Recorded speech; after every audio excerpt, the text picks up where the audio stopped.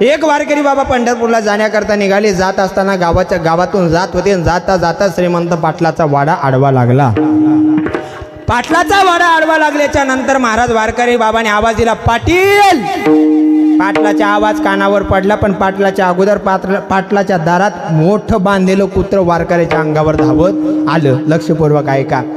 वारकरी बाबाच्या गळ्यात कुत्र्यानं उडी मारली. वारकऱ्याचा नरडा पकडणार तेवढ्यात वारकऱ्यानं त्या कुत्र्याचे समोरचे दोन पाय धरले आणि त्याला असं बाजूला धरलं. आवाज दिला, पाटील या कुत्र्याला आवाज द्या, नाहीतर कुत्रा आता माझा नरडा फोडल्याशिवाय राहत नाही. वारकऱ्याने पाटलाचा आवाज कानावर पोहोचला आणि पाटलाने आवाज दिला, ए मोठ्या माग फिर. कुत्र घरात येऊन बसलं. वारकरी बाबा सुद्धा घरात आले. घरात आल्याच्या नंतर वारकऱ्याचा नाश्ता झाला, जेवण झालं. वारकरी बाबा जाण्याकरता निघाले.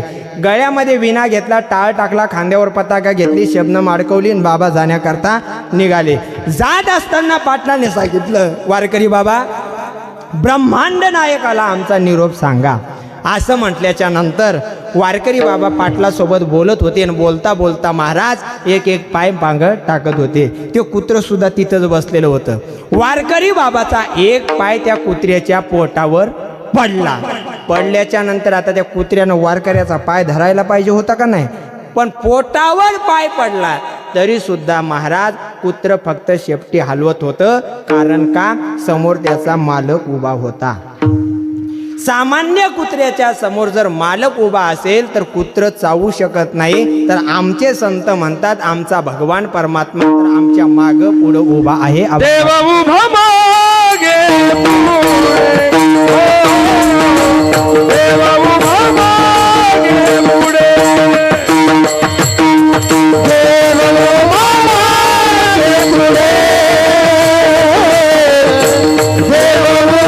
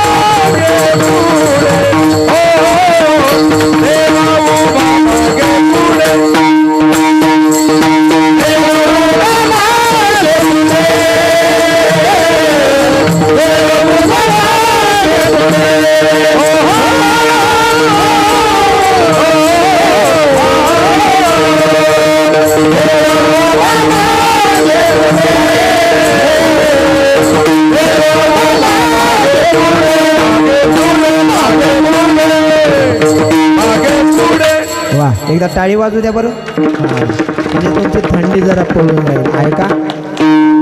उदाहरण सांगतो कीर्तनाला पूर्णविराम देतो. दोन उदाहरणं खूप महत्त्वाचे, दोन चरण सोडतो महत्त्वाचे आहेत. उदाहरण सांगतो आणि चरणावर येतो. ऐका.